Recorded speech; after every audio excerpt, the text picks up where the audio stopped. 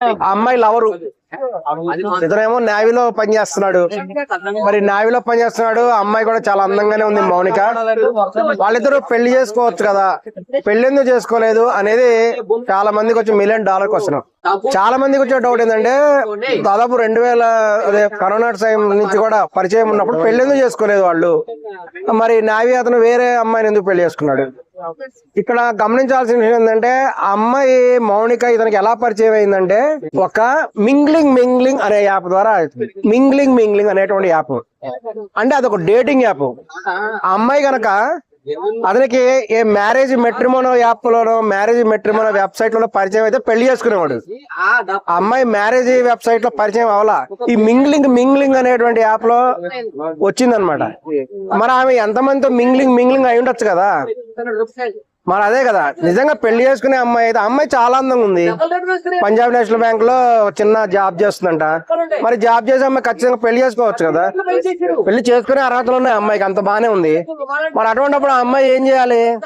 ఒక మ్యారేజ్, ఆమె కులం ఏంటి మతం ఏంటి ఇవన్నీ చూసుకోవాలి. ఈ మింగ్లింగ్ లో కులాలు మతాలు అవసరం లేదు కదా. అదే మ్యారేజ్ కి అయితే కులం కావాలి, మతం కావాలి, వాళ్ళ ఆదాయం ఎంత కావాలి, వాళ్ళ బ్యాక్గ్రౌండ్ ఆస్తులు ఇవన్నీ కావాలి. అవన్నీ కూడా ఉంటే అవన్నీ చూసుకొని పెళ్లి చేసుకుంటారు. మరి ఆ అమ్మాయి అక్కడెందుకు రిజిస్ట్రేషన్ చేసుకోలేదు అనేది ఇప్పుడు పెద్ద క్వశ్చన్. ఆ అమ్మాయి వెళ్ళి ఈ డేటింగ్ యాప్ లోనే ఎందుకు ఆమె పేరు నమోదు చేసుకుంది? అలాగే ఈ న్యాయం చేసేవాడు కూడా ఈడు యథావేషాలు లేకుండా ఈడు మ్యారేజ్ వెబ్సైట్ లో పోలేదు కదా, ఈడు మింగ్లింగ్ లోకి ఎందుకు వెళ్ళాడు? అంటే నేవీలో పనిచేసే వాళ్ళు చాలా మంది మింగ్లింగ్ లో ఉంటున్నారా? మరి నేవీ అధికారులు కూడా గమనించాలి. వీళ్ళందరూ ఏంటంటే అక్కడికి పోయి ఈ డేటింగ్లు అని చెప్పేసి వ్యధవేషాలన్నీ కూడా వేస్తున్నారు.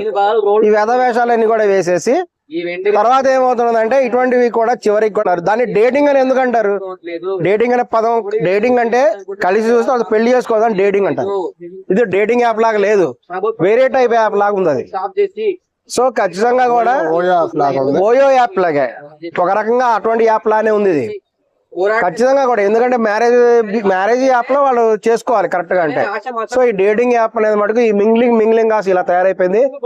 కానీ వాళ్ళు అంతటితో ఆపలేదు, ఏదో కొంతకాలం డేటింగ్ చేశారు, అయిపోయిన తర్వాత వదిలేయాలి.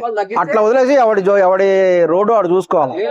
కానీ అలా కాకుండా వీళ్ళిద్దరూ ఇంకా కంటిన్యూ చేయడం, అతనేమో వేరే అమ్మాయిని పెళ్లి చేసుకోవడం, మరి ఈ అమ్మాయి ఏమో ఈవెంట్స్ అని తిరగటం. నిజంగా ఆ అమ్మాయి వాళ్ళ ఫాదర్ ని చూస్తే చాలా బాధేసింది. అతను చాలా అమాయకంగా మాట్లాడుతున్నాడు. మా పాపకి ఏం తెలియదండి అంటాడు. అతను 28 ఏళ్ళు వచ్చినాయి, అతను ఇంకా పాపలానే కనిపిస్తుంది. పేరెంట్స్ కి అలాగే కనిపిస్తారు కదా. కానీ ఈ పాప అక్కడ ఏం మింగ్లింగ్ చేస్తున్నా ఆయన తెలియదు. ఆమె ఈవెంట్స్ అనే పేరు చెప్పి ఎక్కడెక్కడ తిరుగుతుందో తెలియదు. ఇది వాస్తవం కదా. ఈవెంట్స్ పేరు చెప్పి తిరగటము విచ్చలవిడితనానికి చేస్తే చివరికి పరిణామాలు ఎదురైతే ఈ శుభ పరిణామం. ఎందుకంటే ఇలా పిచ్చి వేషాలు వేసి తిరిగితే చివరికి మీ యొక్క జీవితం అంతమైపోతుంది అనేది నిరూపించబడింది. ఇప్పుడు తిక్క వేషాలు వేసే డేటింగ్ యాప్లు యథవేషాలు వేసే వాళ్ళందరూ కూడా నేర్చుకోవాలి. మీరు డేటింగ్లని యథవేషాలు కనుక వేస్తే ఖచ్చితంగా కూడా ఎవడో ఒకటి మిమ్మల్ని ఖతం చేస్తారు. కాబట్టి ఒళ్ళు దగ్గర పెట్టుకొని ఉండాలి.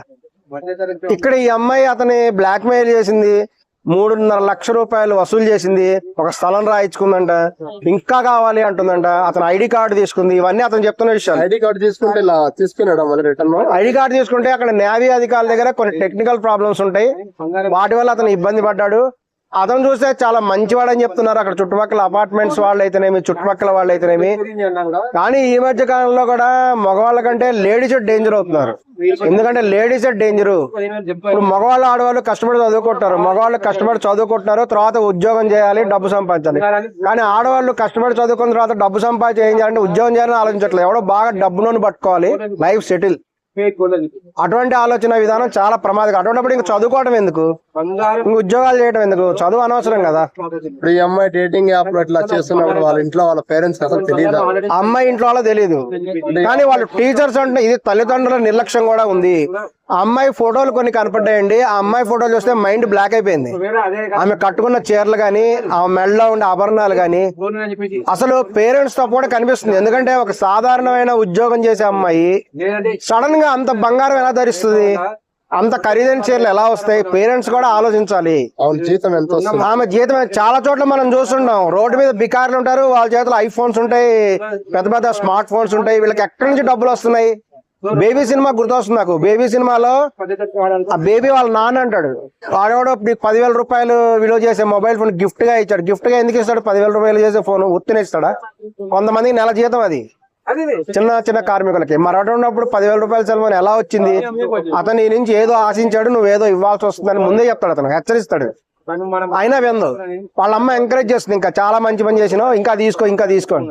చివరికి వాడి దగ్గర నుంచి ఫుల్ నాకు ఇచ్చేసి, ఇది ఈ మధ్య కాలంలో కూడా ఎక్కువైపోతుంది. ఇట్లా మగవాళ్ళని ముంచడానికి కొంతమంది ప్రయత్నం చేస్తున్నారు. ఈ మధ్య ఇంకా వెరైటీ ఏంటంటే డేటింగ్ చేయడం, దాన్ని రహస్యంగా మొబైల్లో చిత్రీకరించడం, వీళ్ళ పర్సనల్ వీడియోస్ అన్ని కూడా వాళ్ళు రికార్డ్ చేయడం, తర్వాత బ్లాక్ మెయిల్ చేయడం. సో కనీసం నీతి నియమాలు కూడా లేకుండా పోతున్నాయి. ఈవెన్ వ్యభిచారం చేసే వాళ్ళకి కూడా కొన్ని నీతి నియమాలు ఉంటాయి. వాళ్ళు డబ్బులు తీసుకుంటారు, ఆ పని చేసుకుంటారు, వెళ్ళిపోతారు, ఎవడి పని వాడిది. అట్లా కాకుండా డబ్బులు తీసుకొని ఈ కార్యక్రమాలన్నీ వీడియో రికార్డు చేసి, తర్వాత నువ్వు నాకు డబ్బులు ఇవ్వాలి, లేకపోతే వీటి అందరికి పెడతా, యూట్యూబ్ లో పెడతా. కానీ ఇక్కడ చిన్న లాజిక్ కూడా ఇతను మిస్ అయిపోయాడు.